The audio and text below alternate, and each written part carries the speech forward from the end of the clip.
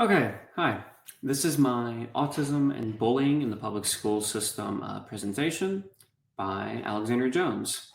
And without further ado, time to begin. Okay, so for an introduction, to start out with, my thesis, to state it plainly and clearly, K through 12 public school systems and their prevention and treatment of bullying to help students with ASD and what is the best method to accomplish this. So in this presentation, I intend to look at the public school system and in what ways it's able to or not able to help children with autism, and in what ways does it help these students when it does. Why would I choose this topic?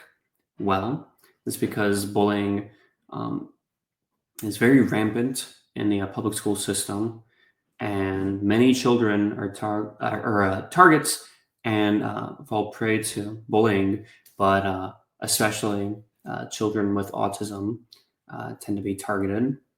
And I also look to see what schools can do. I want to explore to what extent these schools actually do help these children, and if being in these schools actually help these children or not. So I wish to examine all of these themes and topics in this presentation. Okay, so to start out with, research in support of schools. So research that would support my thesis that schools can actually help. Start out with, it has been shown that collaborative intervention styles can reduce bullying, as seen in this one study. It was shown that essentially when neurotypical children and neurodivergent children are brought together to work together, it actually reduces bullying. It teaches these students that they're all one and the same in a system, and that they benefit from working with one another. In addition to that, students from schools that had autism centers were shown to be more pro-social and community-driven. So maybe if schools put a greater emphasis on children with autism, we could see that a more healthy environment for all students, which would lead to less bullying. In addition to that, it was shown that children with autism, they do recognize that they have an increased chance of bullying. The only issue is that they tend to struggle to identify it. So I think this shows that children with autism, they're privy to the fact that bullying does happen to them. They just sometimes struggle to identify it. So I feel like if schools met them on their level, something could be achieved. So I kind of like that piece of research, because it does show that they're not, I think there's sort of a stereotype that they're completely oblivious individuals with autism spectrum disorder, but in reality, that's not so much the case. So really, it's just schools need to work with these students to help them. And as I say right here, this is something schools can help with. Okay, time for the next slide.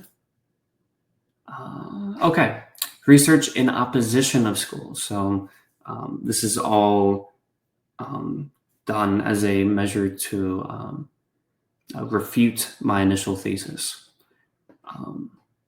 And there's a lot, unfortunately. It was shown, for example, that children with autism spectrum disorder are more likely to engage in school refusal. Not truancy exactly. That's sort of an outdated way of looking at it. More so, school refusal is when something is fundamentally happening that affects the child's emotional well-being, that would cause them to not want to go to school when otherwise they would. That's kind of the key crux of that. that they would like to go to school, that they do want to go to school. It's just something's in the way that's causing them to not want to. And this is very high for children with autism. Um, there's also a lack of accessibility in schools, which leads to students with autism to feel alienated and as though they're not like their peers. This lack of accessibility is really big because I feel like if this was diminished or if it was helped more so, if accessibility was increased, these students with autism spectrum disorder would not feel this way. So this is something that schools really should be working on, but they're not. And this has been shown in the study, and other schools have shown a similar problem too. Um, in addition, lack of funding is a huge problem. I'll continue to bring that up throughout this presentation. That funding is just a huge issue. A lot of teachers are undertrained, and it leads to students not being helped. And this can cause a lot of stress for the parents. And I feel like if these are all kind of worked on, the problem wouldn't be as bad as it is, but they're not. These are all problems that schools across the board struggle with or don't even address. So, and that leads to bullying. Okay, the implications. As I previously mentioned, it seems as though schools appear to not be helping as much as they should. It's a big problem, and I will continue to touch on that throughout the rest of this presentation. It was shown, though, that friendship building programs between students have been shown to help. So, again, these sort of intervention styles that foster pro-social behavior could be a solution, but these schools need to actually engage in them. What else? Intervention methods like this, though, are not standard. They need to be more widely implemented, but they are not. And that's another huge issue. Students with autism spectrum disorder, they also only feel comfortable reporting to authority figures that they personally know well and trust, which is good. It's good that they at least feel as though they can report instances of bullying. However, if it's only to authority figures that they personally know and trust, that's kind of an issue. You can't personally know every authority figure at a school, and it might be hard for these students too, to even find one they feel comfortable with. So that really needs to be worked on. What else?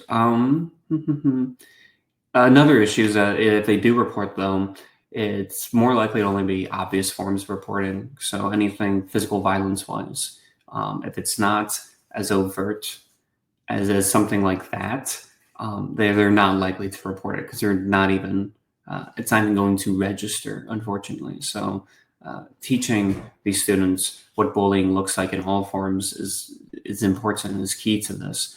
And schools are not doing that either. Kind of building off of that, it seems like a lot of schools don't really have a standard boilerplate approach to this. They seem to not really be unified or have an across-the-board solution. That also needs to be worked on. And as I've mentioned before, funding seems to be sort of the key issue in all of this. Schools don't have the money or the incentive to work on this problem, which seems to be the recurring issue in all of this. Personal reflection, though. I went into this assignment with a very positive outlook. I am now much more pessimistic, though, after all the research that I've conducted. Like I've mentioned, schools are understaffed, underfunded, and undertrained. And these students are getting bullied as a result. However, I did find some interesting techniques and intervention types that I did enjoy a lot, such as the power card technique, which I really liked. Essentially, it involves a set of cards being used to teach the student about bullying. So the cards would have characters from something that they like maybe, let's say, the student really likes Batman. These cards would have the character of Batman interacting with different forms of bullying, and it would have him interacting with these forms of bullying in the correct and desired way the student should approach these interactions. So this it sort of builds off of the special interest of the students with autism, and uses that as sort of a gateway to teach them how to approach bullying, which I really enjoyed. I thought that was really good, and that's something that's cheap and effective, I feel like, and it could be implemented across the board, regardless of funding issues. Um, More integrated approaches are possible and could work too. It just requires the schools to actually do that. That's another recurring issue, just schools not uh, doing these things. Either way, though, I do feel there is a lot of improvement that needs to be done with the problem of bullying, especially with children with autism spectrum disorder. So, in conclusion, though, there has been a lot of research done. It just needs to actually be implemented. Um, if this was actually um, if some sort of consistent through line was put in place in the public school system, I feel like this wouldn't be as much of an issue. But it is, because it is not. And one final time, I cannot stress this enough: funding is the biggest reason for why this problem is going unaddressed. Um, it seems like schools do not have the resources to even address more broad issues that they have, let alone helping small sectors of their students, like those with autism. Sadly, um, on top of that, students with autism will always be stigmatized, and we must work to prevent this. Um, I do think, though, that schools obviously want to stop bullying. It's just it's going to be hard. It always has been, and they obviously do not want students with autism to be bullied. But they're just not doing enough to make sure that does not happen. But I do feel there is a lot of hope, um, but it's going to take a lot of work. It's going to take a lot of work to actually cut down on bullying, especially with a sector of students who are going to struggle with it much more than their neurotypical peers. So that concludes my presentation on bullying among students with autism and how public schools can help. Essentially, it seems like schools are not helping enough. I went into this with a much more positive outlook, but I've kind of left more pessimistic after all this research. But I did find a lot of interesting intervention types that I think would help, and I do have hope. At any rate, here are my references. Here's the first page of the first 5 of the 10, and then the second page with the second half of the final 5 of the 10. Thank you so much, and have a good one. Bye.